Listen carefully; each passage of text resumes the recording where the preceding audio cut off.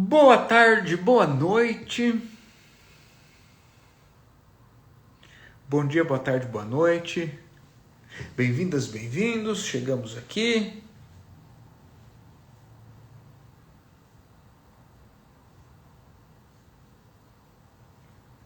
Estamos aqui no nosso ITK Comenta. Para aqueles que estão vindo pela primeira vez, o ITK Comenta é o nosso quadro semanal, onde nós respondemos a perguntas, refletimos sobre algum tema, algum assunto, principalmente nas perguntas que vocês mandam na caixinha de perguntas, certo? Vamos ver se o Carlos e o Rafa já estão aqui. Já estão aqui. O Rafa já está aqui.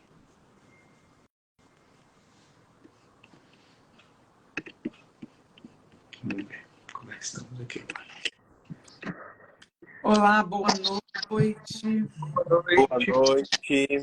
Boa noite, sejam bem-vindos, bem-vindas. Estou só pegando a pergunta. Vai.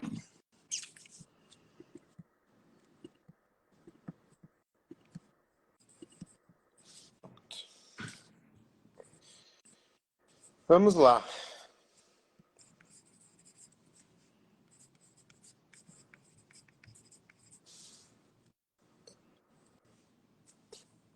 Por que a gente se perde? Seria um chamado para o autoconhecimento? Eu não sei se essa sensação de estar perdido é um chamado para o autoconhecimento, né? Eu gosto de colocar da seguinte forma. Eu acho que muitas vezes a vida ela nos mostra aquele famoso ditado: se você não aprende pela dor, você aprende. Se você não aprende pelo amor, você aprende pela dor, né? Então, o que eu percebo é que muitas vezes a gente tem... E meu último ciclo de meditação foi justamente sobre isso.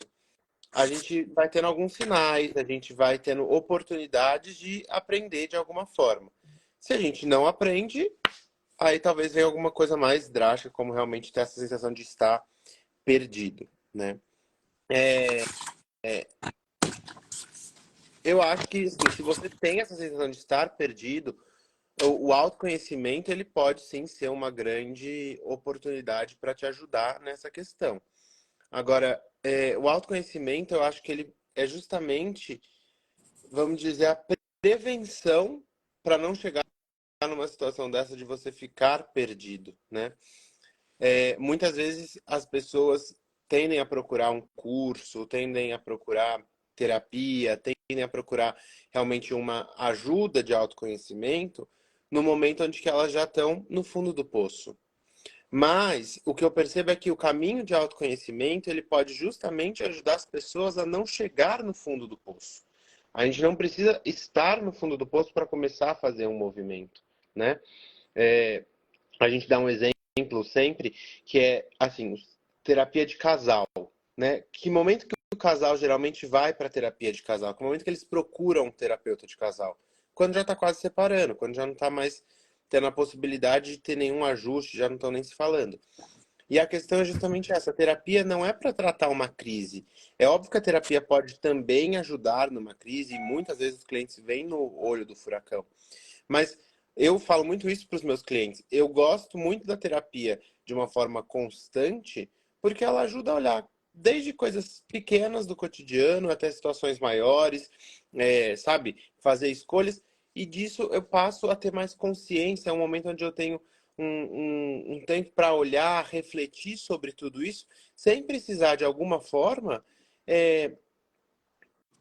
tá perdido, tá no fundo do poço, entende? Então, uma coisa, talvez, um acompanhamento melhor. Eu acho que isto é o caminho de autoconhecimento. E aí eu olharia para ele muito mais como uma prevenção do que como, de fato, um tratamento, entende?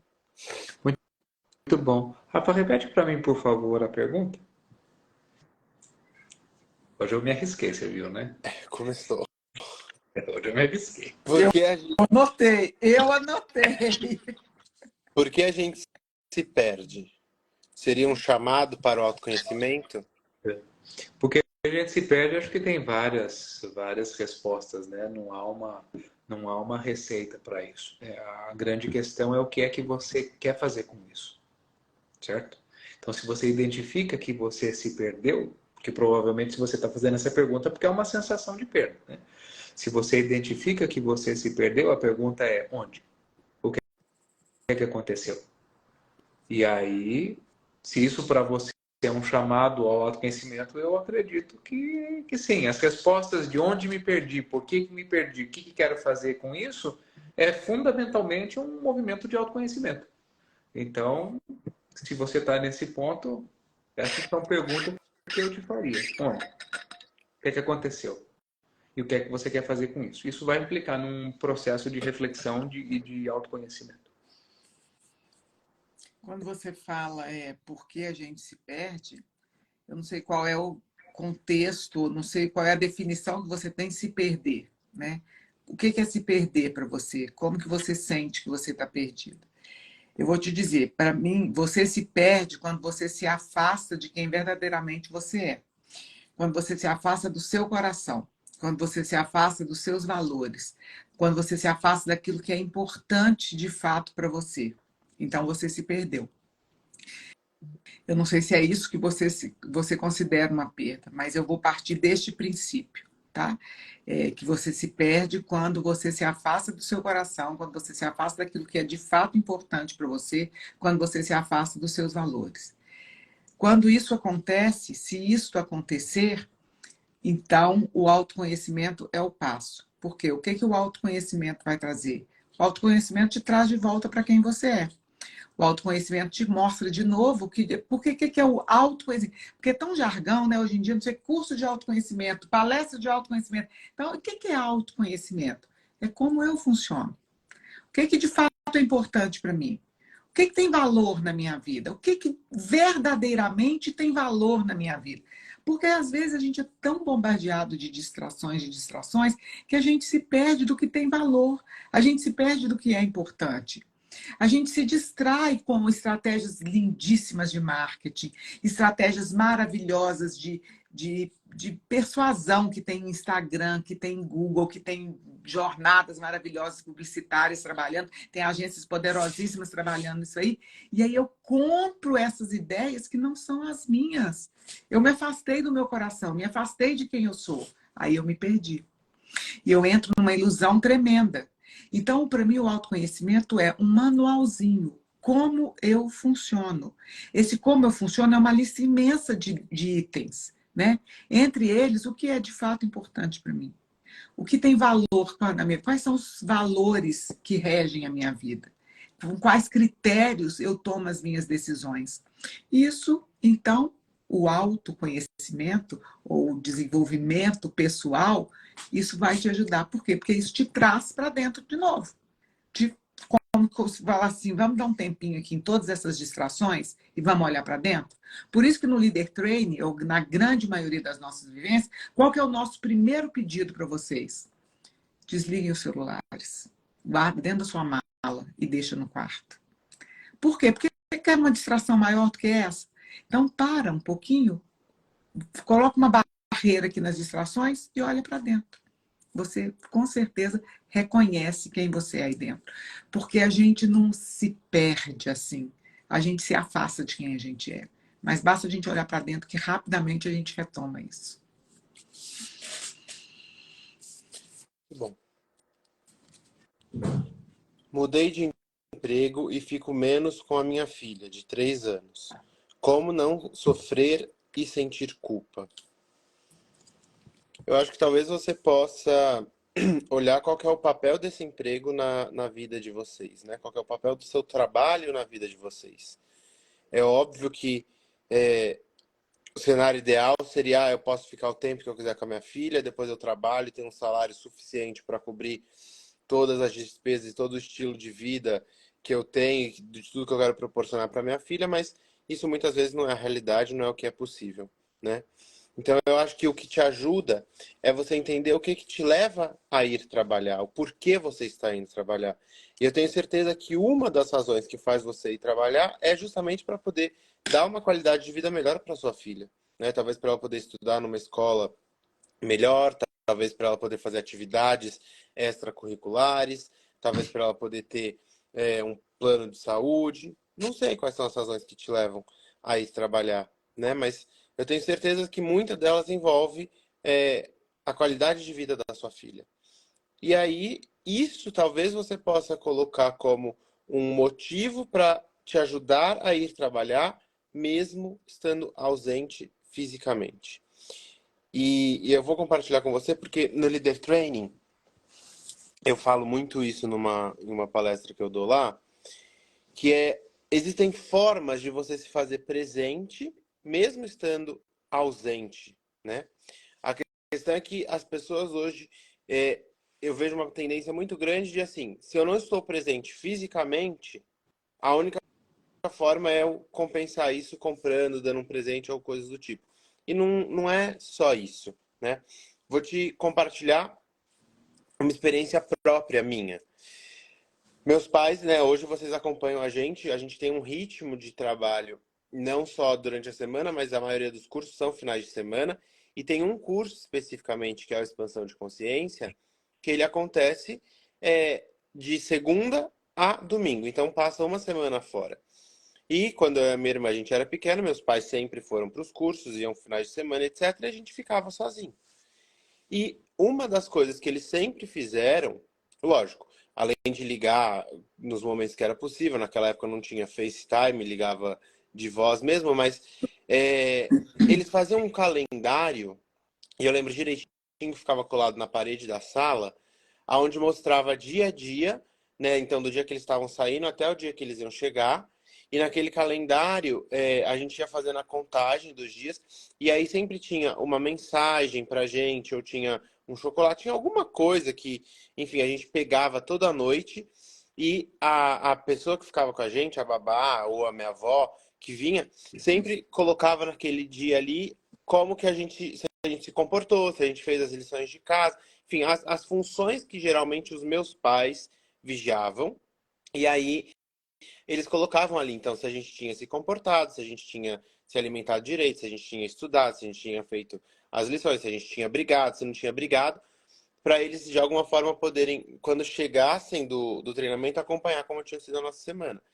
Então, assim, eles estavam ausentes fisicamente, estavam trabalhando, e, de alguma forma, a gente tinha a presença deles ali, óbvio, representada por aquele calendário, mas era algo que para a gente fazia muito sentido. E aí, talvez a criança, no momento, não tenha, como muitas vezes eu não tive, e fui trabalhar isso no Leader Training depois, mas da presença dos pais e do porquê que eles não estão presentes, mas depois é lógico que tem o entendimento do tipo, eu tenho a vida que eu tenho porque meus pais estão ali trabalhando, mas isso é algo do adulto, a criança talvez realmente não tenha isso, e aí eu acho que você pode diminuir essa culpa porque não tem o que você faça que vai colocar na cabeça da criança que o dinheiro vem do trabalho, porque a mãe trabalha, que tem o dinheiro, enfim. Essa é uma compreensão que só realmente o adulto pode ter. Uma criança de 3 anos não vai ter essa compreensão. A criança de 3 anos quer estar ao lado da mãe, né? Sempre com a consciência de que nós não controlamos o que nós sentimos, né? Agora, nós controlamos o que nós fazemos com isso que nós sentimos. Então, se você sente essa culpa surge, ok? Não há o que você faça para não sentir esta culpa, porque ela simplesmente chega. Agora, quando você sente essa culpa, o que é que você faz? Vou deixar de trabalhar então, porque aí eu paro de sentir essa culpa. Você acha que essa é uma saída que é possível? É uma saída que ajuda? É uma saída que faz sentido dentro desse contexto? Não, não faz. Então eu vou ter que continuar trabalhando. Então, de algum tamanho, de alguma forma, eu vou sentir essa culpa. Agora, o que é que eu posso fazer com essa culpa que eu sinto? Na verdade, a culpa que você sente não é de ir trabalhar. Aí você precisa identificar. É culpa do quê? De deixar minha filha sozinha? É do tempo que nós não temos juntas, especificamente para alguma tarefa que eu não posso fazer? Bom, do que é? Quando eu identifico culpa do que é que eu estou sentindo, aí eu posso trabalhar com essas situações. Ah, é culpa de ficar menos tempo com ela. Então, como é que eu posso entregar esse tempo de alguma outra maneira? De que forma eu posso tratar isso que me leva para o desconforto? Ah, é de deixar muitas vezes sozinho num lugar que eu não gostaria, ou de deixar em algum lugar. Quais são as soluções que eu posso encontrar para esses movimentos? Porque isso me ajuda. A culpa está dizendo para mim que tem um desconforto aí nesse contexto. Então, de que forma eu posso trabalhar o que gera esse desconforto, né? Então, não brigue com a culpa. Foque na ação, foque no comportamento que você pode ter para, de alguma forma, lidar melhor com todo esse contexto. Muito bom. E a culpa, ela vai existir nas duas pontas. Então, você tem que estar muito consciente disso, porque ou você toma ela para você agora, ou você joga ela em cima dos seus filhos depois, muito frequentemente. Com muita frequência a gente vê isso. Porque, veja, algumas vezes a mãe opta, ou mesmo o pai, não sei, vou parar de trabalhar porque meus filhos nasceram. Não, eu preciso cuidar das crianças, as crianças requerem uma atenção especial, eu preciso cuidar das crianças. Então, eu coloco como se a criança é a responsável pela minha decisão de parar de trabalhar. E não é a criança. Você para de trabalhar porque você não dá conta de deixar o seu filho como uma funcionária, porque você não dá conta de lidar com a sua culpa. Você não dá conta de lidar com a sua consciência pesada de que, assim, poxa, mas e se eu parasse de trabalhar, a gente diminuiria um pouquinho a qualidade de vida, mas eu poderia eu mesma dar banho no meu filho, eu mesma educar como eu quero. Não, aí a gente coloca como se assim, não, eu preciso parar de trabalhar porque meu filho precisa de mim e não tem como eu não fazer isso. Eu preciso fazer isso, meu filho precisa de mim. Mas não é tão dessa forma como a gente cria essa desculpinha, entendeu? Porque essa desculpinha é como se assim, eu não dou conta de saber que tem alguém cuidando, e não é por ciúme, não é por nada, não. É que eu estou abrindo mão disso. Eu não dou conta de falar assim, olha, eu quero continuar trabalhando, ou não, eu não quero continuar trabalhando. Agora, o que acontece com isso é que quando as crianças crescem, e eles vão seguir as suas próprias vidas, e é o que eles precisam fazer. Quantas vezes eu trabalho isso aqui em consultório? Eles precisam sair e seguir a vida, eles precisam ir embora, eles precisam criar asas. Aí o que a mãe faz? Eu dediquei a minha vida a você, e agora você vai fazer isso comigo. Eu dediquei todos os meus feriados, meus finais de semana para você, e agora você não me convida para almoçar na sua casa aos domingos? Percebem como que é? Ou a gente fica com a culpa aqui, ou você vai jogar ela lá na frente. Então, precisa tomar muito cuidado e muita atenção com isso, porque o que me ajudou, vou dizer para vocês o que me ajudou. Eu sofri muito, muitas vezes, porque nós aqui na cidade que nós moramos, Campinas, nós somos sozinhos, nós não temos família, né? A família do Tadashi está a 1.000 quilômetros para o sul, a minha família está a 1.000 quilômetros para o norte. Então, nós estamos aqui praticamente sozinhos. E eu saía para ir para os cursos, né? Todo final de semana eu ia, meus filhos ficavam aqui sozinhos, nos finais de semana com os cuidadores, que eram babás, né? Claro, pessoas que eu confiava. E quando era um período mais longo, no caso, a expansão que o Rafael mencionou, por exemplo, eu procurava trazer, não eram todas as vezes que eram possível, mas 99% das vezes, eu procurava trazer ou a minha sogra ou a minha mãe para poder assumi-los, para poder ficar aqui essa semana, para diminuir um pouco o impacto para eles. E porque eu estava muito longe. Né? Mas qual era a minha dor? Era essa divisão entre eu queria estar com meus filhos, mas eu também precisava estar no meu trabalho. Até me causou tanto sofrimento que uma vez eu falei, chega, eu tenho que resolver o que está acontecendo. Para que então que eu opto pelo trabalho? Por que eu não opto pelas crianças? E aí foi o que aconteceu comigo. foi quando eu descobri essa questão. Porque é uma escolha. E eu não vou jamais responsabilizar os meus filhos pela minha escolha. Eu escolho estar aqui porque cada vez que eu venho para um trabalho, eu me torno uma pessoa melhor. Eu me torno uma pessoa mais realizada, eu me torno uma mulher mais empoderada de quem eu sou, de mim mesma. Eu me torno uma mulher mais consciente, porque, é claro, todo o meu trabalho me ajudava nisso, né? Porque a gente trabalha com desenvolvimento pessoal, com inteligência emocional. Então, meu trabalho me ajudava muito nisso. Mas mesmo em qualquer trabalho, é isso que você pode pensar. O que eu estar aqui trabalhando, o que traz para mim? Além do Bruno, dos filhos, a gente sabe. A gente traz para ter uma qualidade melhor para os nossos filhos. Tá, mas para mim, o que isso me traz? Me traz que eu sou realizada. Eu tenho uma profissão.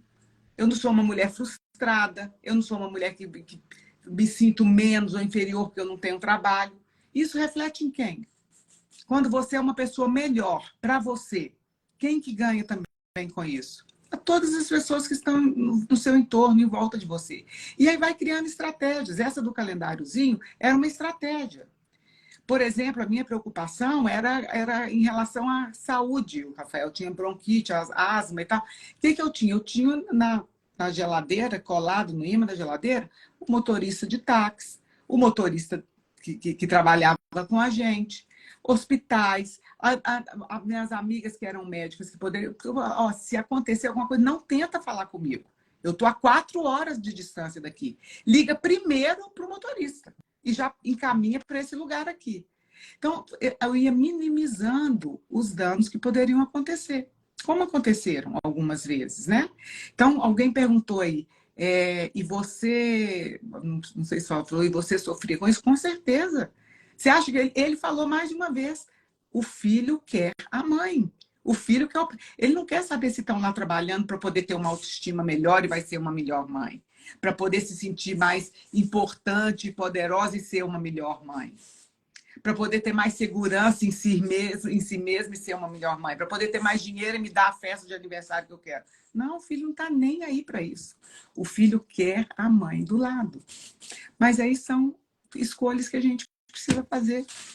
E aí é começar a ser adulto, entende? Para eu ter isso, eu tenho que abrir mão disso. Para eu ter isso, eu tenho que abrir mão disso. Não dá para eu ter os dois ao mesmo tempo. Então, são escolhas. E a gente tem que arcar com as consequências dessas escolhas. Quando não realizamos nossos sonhos, o que fazer? A pergunta que eu te faria é diferente.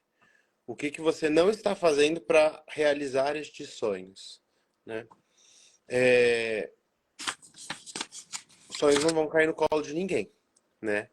Eu acho que isso já é claro para todos. A gente precisa correr atrás dos nossos sonhos, né? Precisam ter ações, precisam ter metas muito bem definidas, estabelecidas para você poder correr atrás desse sonho.